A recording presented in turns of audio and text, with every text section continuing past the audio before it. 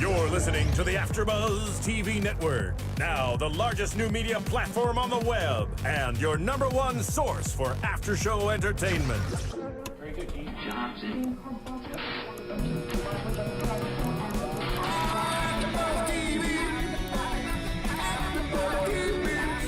The AFTERBUZZ Studios in Los Angeles, California. Presented by Maria Menounos and Bing.com and streaming live thanks to Akamai Technologies. This is AFTERBUZZ TV's The Killing After Show. We'll break down tonight's episode and get you all the latest news and gossip. And now, another post-game wrap-up show for your favorite TV show. It's AFTERBUZZ TV's The Killing After Show. Welcome, ladies and gentlemen. Bing is for doing, and we're here doing The Killing, episode 8 of season 3. We're coming up close. Yeah, it's almost at the end. And of course, it is called Try. I am your host, Phil Svitek, joined alongside yet again. Hello, everyone. I am Marisa Serafini. And we've only got 3 episodes after this left, although the season finale is 2 episodes again in that one Sunday slot. Okay, that's what was confusing me. I thought there was 10 episodes, but now that there's 2 in 1, that makes sense. Yeah, right. 2 in 1. 2 in 1. Anyway, let's talk about this episode, of course. Huge cliffhanger last time. This is where we pick up and, pretty much spend, I would say, at least the first third of the storyline with Mike Pastor Mike. I keep calling Mike Pastor. There is a Mike Pastor in my past. Yeah, it's been a good 20 plus minutes on this. I think when I was forwarding it was like half an hour in already. But I like this. It was nice. It felt real time. And that's what I like about the show, because they go by days and whatnot. And it feels very real in that aspect. And this whole slow talking to each other with Pastor Mike, now you're getting me saying it, Pastor Mike and Lyndon, I liked the conversation that they had. It was slow. It was easy to follow. Well, and I credit Lyndon a lot for this because, obviously she had a motive. Her motive was, okay, keep this guy talking, and if I can engage him in that way, then he will continue talking. So that worked quite nicely. And it also helped him to have him not kill her. It kind of kept her alive as long as possible, too. Well, I don't think he killed her. For me, the decision was he didn't kill her because deep down he wasn't a killer.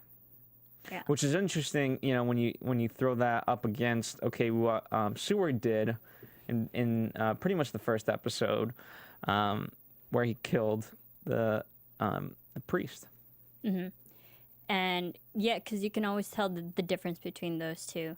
Deep down, we knew that Pastor Mike was kind of a shady guy, but couldn't tell if he was actually a cold-hearted killer like Seward is, or so we think that Seward is. Well, Seward I think Seward bought into, looking back on it now, Seward bought into that persona, and obviously we'll talk about it a little bit more, but it's nice kind of comparing, contrasting, where eventually, okay, he decided, what, if this is everyone, he's gone so far down that if this is what people believe of him, then yes, I'm at least going to kill somebody. Whereas Pastor Mike is not at that level, and that's what Lyndon is ultimately trying to tell him, what, we don't have to get to that point where it's either, how do you want to be injected? Do you want to be injected or hung? How do you want your ashes to be? Mm-hmm. Or do you want a grave? What's going to happen? So. Yeah, and the thing with Pastor Mike is that he had a lot of good reasons why people thought he might have been a killer. Yes, he's this older man, and he's helping kids, and due to his personal rap sheet that he's already built before, people can think that he does all these terrible things to these girls. But in the end, he's just ultimately trying to help people. But I can understand why he would feel threatened, or why he's on the defense, because when he's like, I'm just helping kids, what's wrong with that? Yeah, and, there's such a stigma against that. Yeah. Because it's always such a especially now in this political world, such a sensitive subject. And people misinterpret different things, always for the worst, it seems. And so when he told the story of the girl, back where he was kind of working at the time of, she overdosed on heroin and I helped her, but, she freaked out and caused this problem, it's quite unfortunate. It is truthfully quite unfortunate. Yeah, that is unfortunate. And I also liked how we kind of got Lyndon's backstory too. She was giving us her personal experience too, which I thought it was interesting. And kind of later on in the when she mentioned that she lied about her son not going through that whole custody battle, that he ultimately just left her and she let him. But it made me think that is her past, that she grew up in foster homes and she know what the system's like, and she was a runaway too. Was that true? It kind of felt true, but then when later she said that she kind of lied about her son, it kind of made me think, was she just saying that to get him to talk to her, or was that actually true? You know what? Based off of tonight's episode, it might actually be true because, as she's talking with Holder later on and they're having their chow mein, she says, I know what these girls felt like. And so, I think she's always kind of known a little bit, but now now the true feeling of, okay, I'm about to die.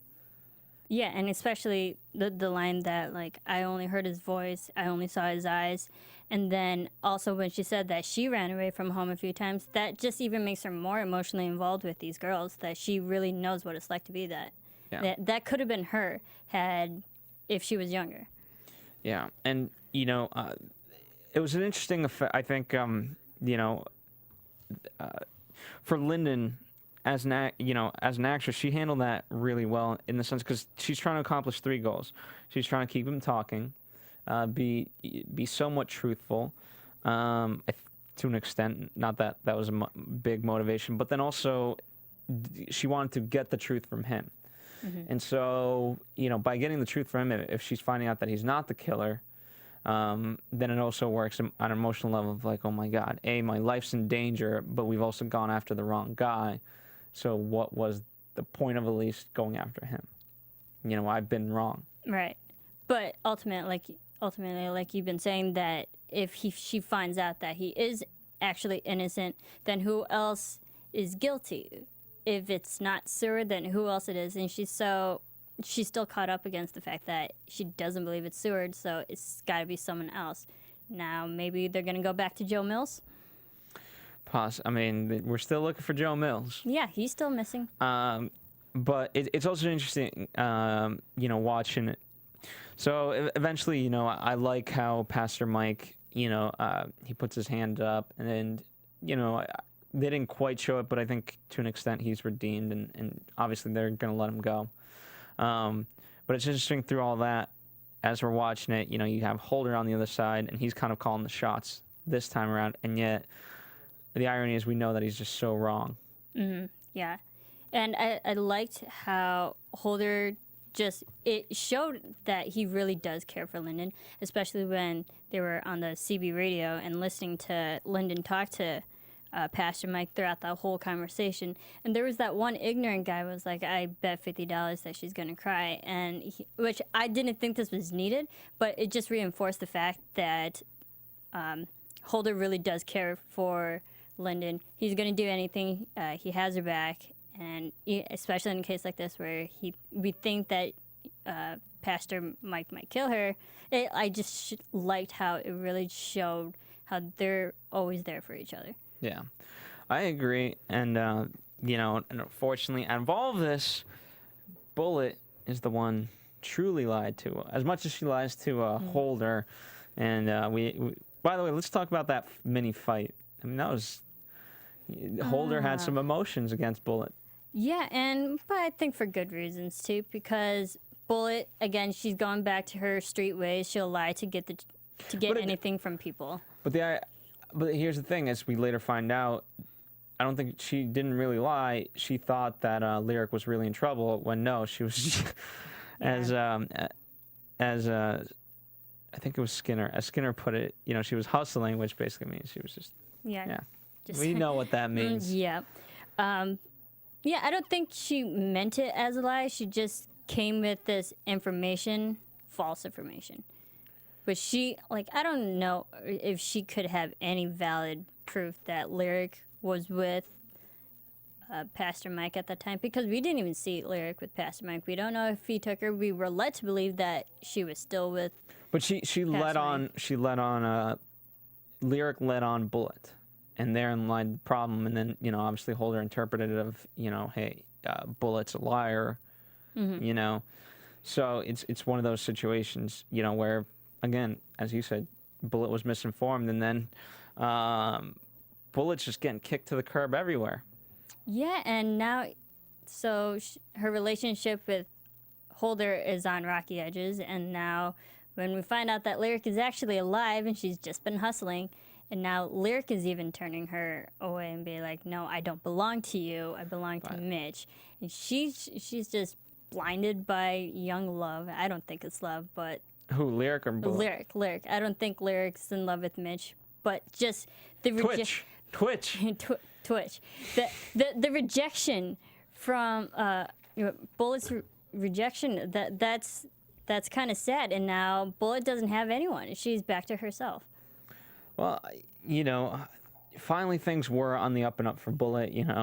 She had a friend in Holder. Things were going well. They were, she was kind of the nice tag-along partner, to Holder and Lyndon. Things were good with Bullet.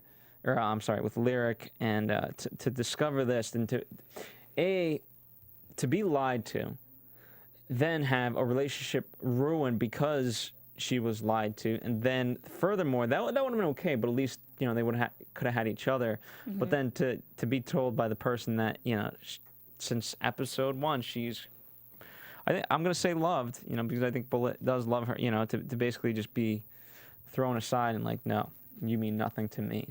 That's it. And just the way it was said too, it was very simple, but it was like, I'm not gay. Just that, I think, pierced Bullet, because again, I don't think she views the world in that sense. She just happens to like Lyric, that much. It's not a whatever straight or gay thing. That's her. She thought soulmate, maybe. I don't know. At least to her. Maybe. I mean, despite being young, and Pierce's. So, Julia, Sarah Stone, you did a great job tonight. The thing that makes me wonder is that what made Lyric go from 0 to 60 in this whole thing, like her ultimate switch, because the last time we saw her with Bullet was helping her. She was asking for Bullet's help, and now in this episode, there's just drastic change. I think there's something missing here. I don't think there's something missing in this one. I think. Especially street kids, like, how many times does Bullet flip the switch too? They all kind of just flip the switch, and and it's like, okay, well, what's going to benefit me? And I'm sure, through the experience that she had at Pastor Mike, she's like, you know what, I don't want to do this anymore. And you know what? Again, just different ambitions and things like that. I think they live from moment to moment. That's how, literally they're trying to eat.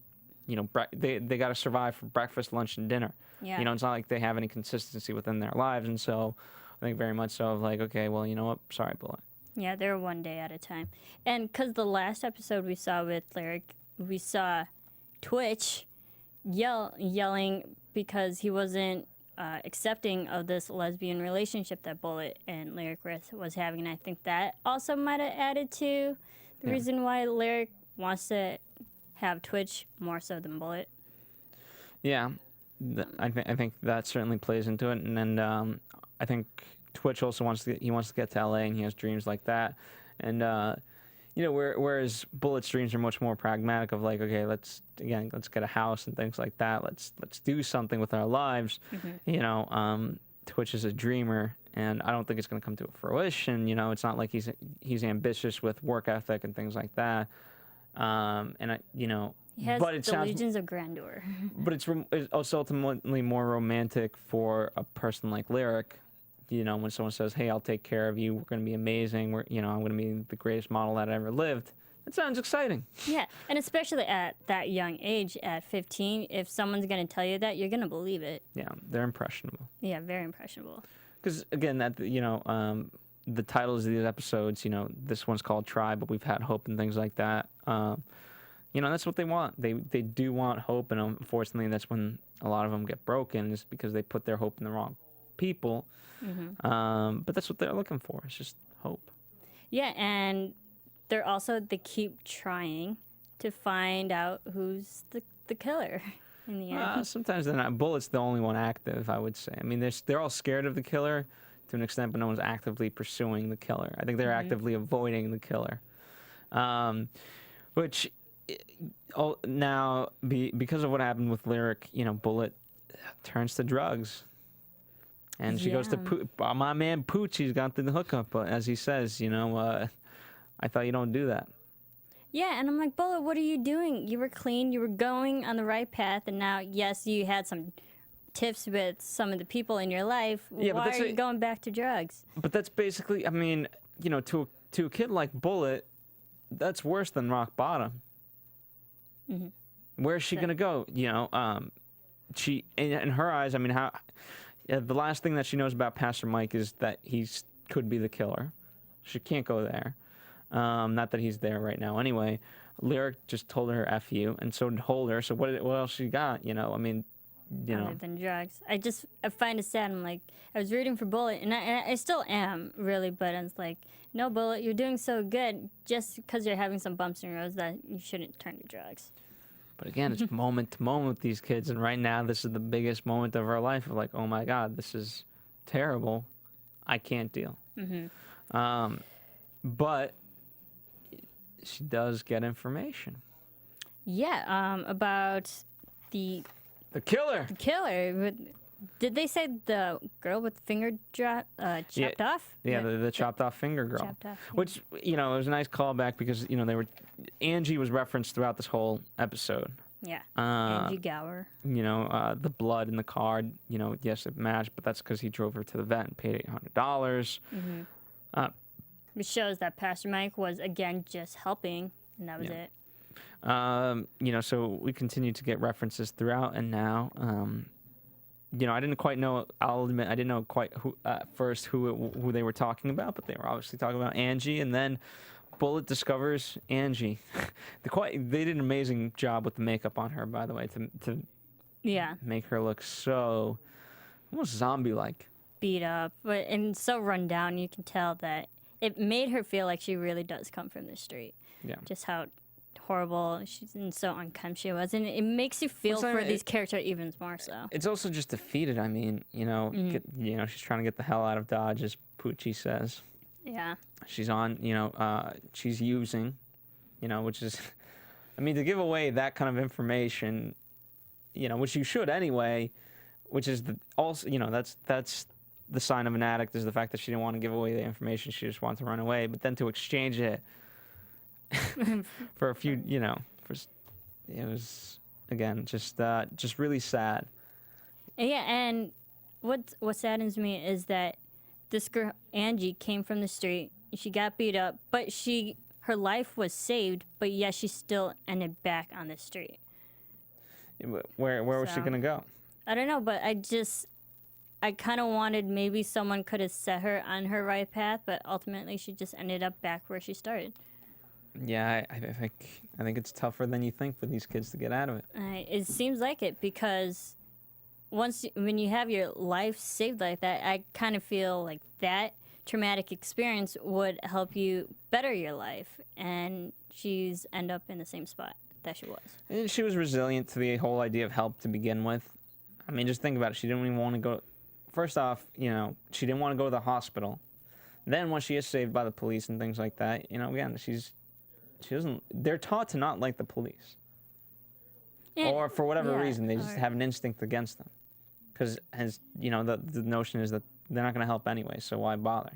Yeah, and maybe it's just the lack of the parental guidance that they have problems with authority in that way too. Exactly.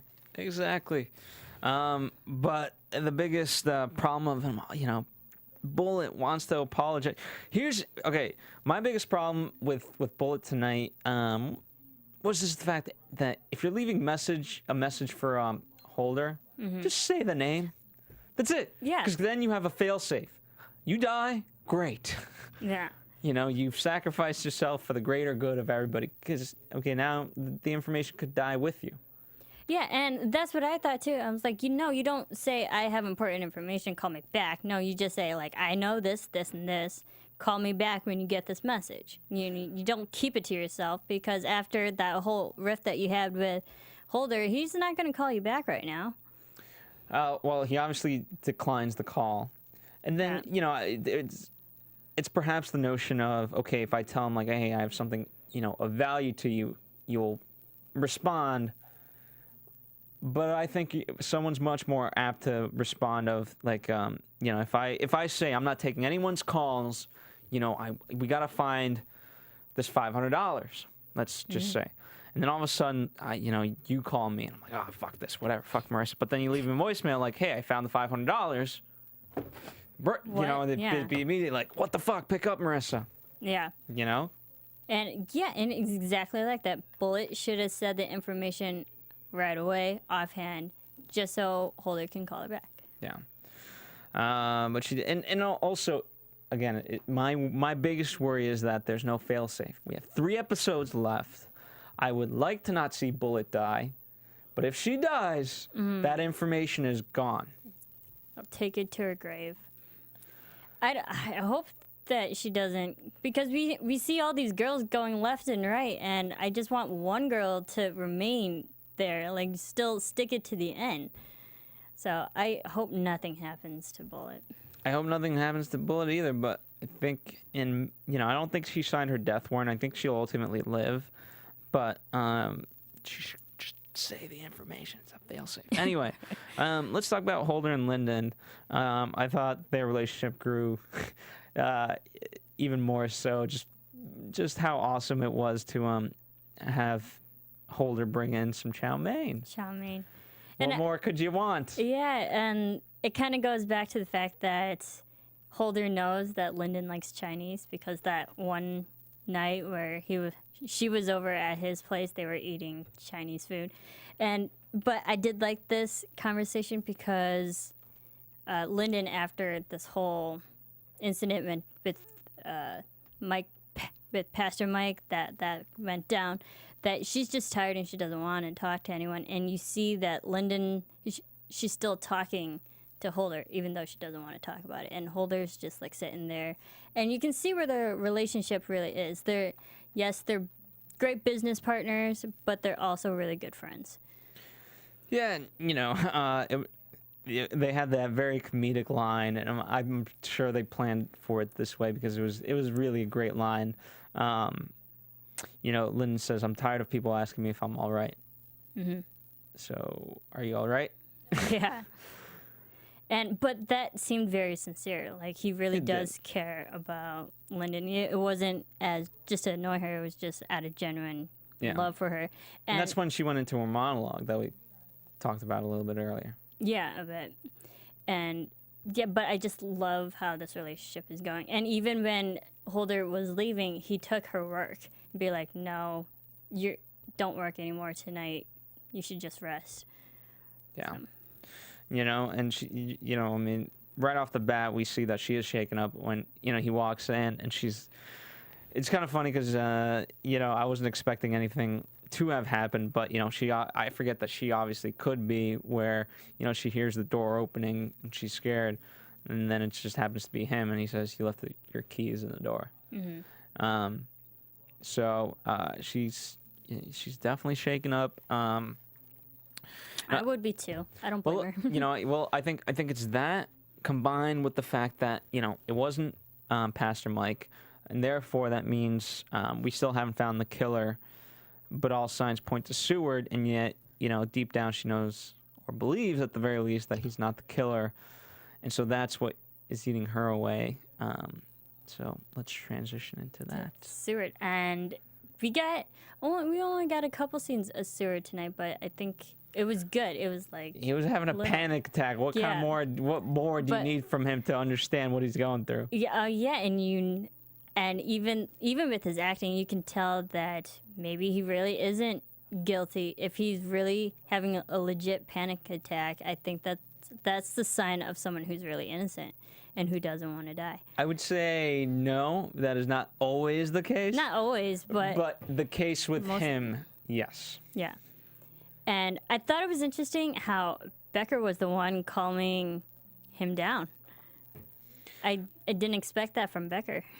I did, because I think, deep down, I think for Becker, he's like, okay, I've beaten you. You thought, I mean, how much has Becker been really affected by this whole thing with him? He brings his work home, and it's affected his marriage. And I think he derives a sense of happiness from the fact that he has to calm him down and says, you're just having a panic attack. Whereas before it was tit for tat, and we would have said Seward was winning. Now it's just Becker Seward has the upper hand.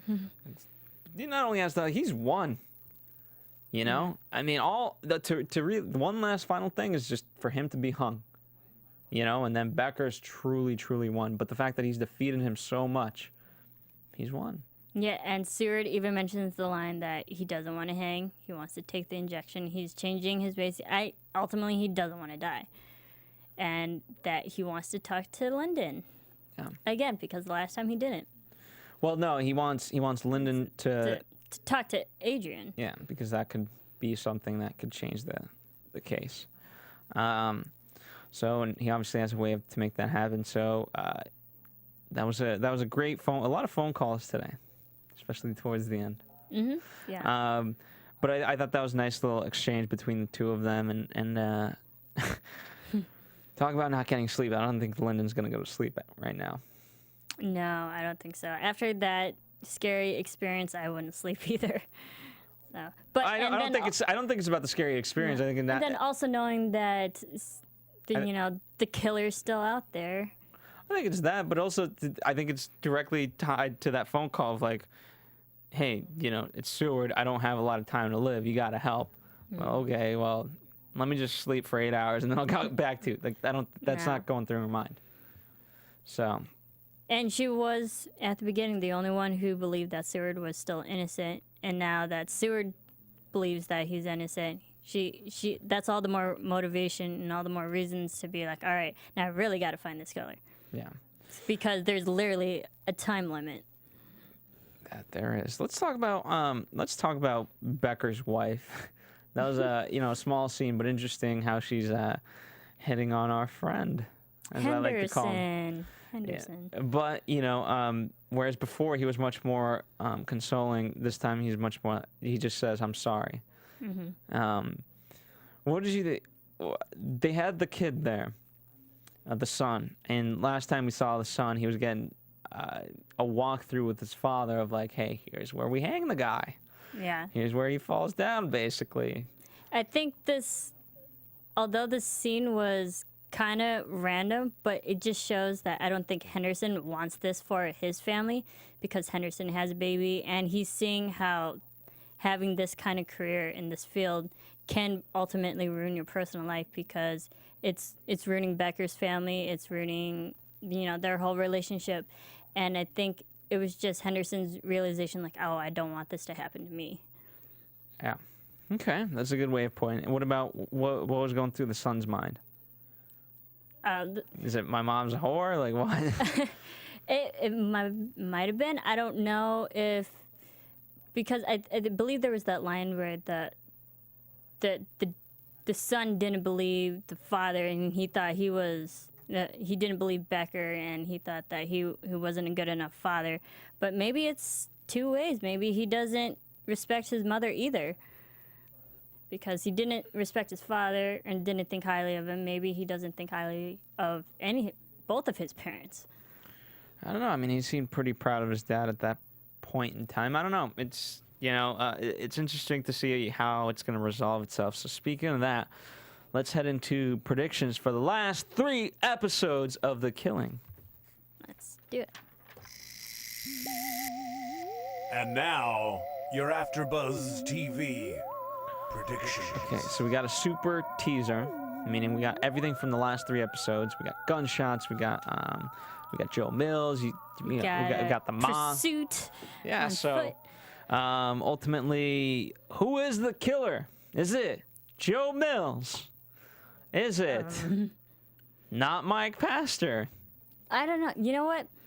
considering I watched the first 2 seasons of this show and we were still trying to figure out who the killer, and it ended up being someone that we knew the whole season, I think maybe they'll go again the same route. It would be someone. Will there that be we a know. season 2? We don't know, or season 4. Season 2 of the Seward case. Well, that's true. I don't know who the killer is, but I feel like we've known him this whole time. Or we've known this person. It may not be a guy. Is it Bullet? Is it Twitch? I don't think it's Bullet. No. I don't know who the killer is. And I think it's still a little too premature to say who. I would love to say who it is, but I have no effing idea. No idea. And that's I still don't think it's Seward, and I still think he's innocent. Well, I'm excited that next week we're gonna have an hour, and then after that we have everything concluded in 2 hours. So it's always gonna be interesting watching a show like this come to its climax, and with tonight's episode again to basically spend a third of it just in a car riding and very, very slow is brilliant. But it's going to speed up, and it's going to be interesting to see how a show like this will speed up in those moments. So thank you guys for tuning in. Be sure to rate and comment on iTunes and AfterBuzzTV.com. Let us know what you're thinking. We love hearing your opinion. In the meantime, where can they follow you, Marisa? You can follow me on Twitter and on Instagram at Serafini TV.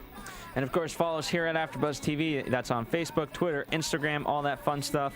And hey, if you haven't already done so, which isn't too many of you, I don't think, according to reviews and emails and tweets and things like that. But hey, if you're listening to this podcast and haven't yet purchased Adventures of Serial Buddies, the serial killer comedy, the first serial killer comedy of all time, a movie produced by Maria Menounos and Kevin Undergaro, as well as myself and a few other AfterBuzzers, be sure to do so. It's available on iTunes right now.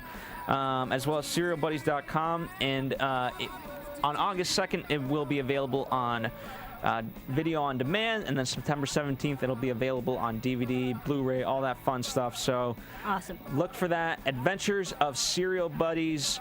SerialBuddies.com is the title. For the price of a Happy Meal, you get an amazing movie. It's Dexter meets Dumb and Dumber. Yeah. And with that, funny. Thank you guys for listening. We'll see you next week. From Bing.com, executive producers Maria Menounos, Kevin Undergaro, Phil Svitek, and the entire AfterBuzz TV staff, we would like to thank you for listening to the AfterBuzz TV network. To watch or listen to other after shows and post comments or questions, be sure to visit AfterBuzzTV.com. I'm Sir Richard Wentworth, and this has been a presentation of AfterBuzz TV. Buzz you later. The views expressed herein are those of the hosts only and do not necessarily reflect the views of AfterBuzz TV or its owners or principals.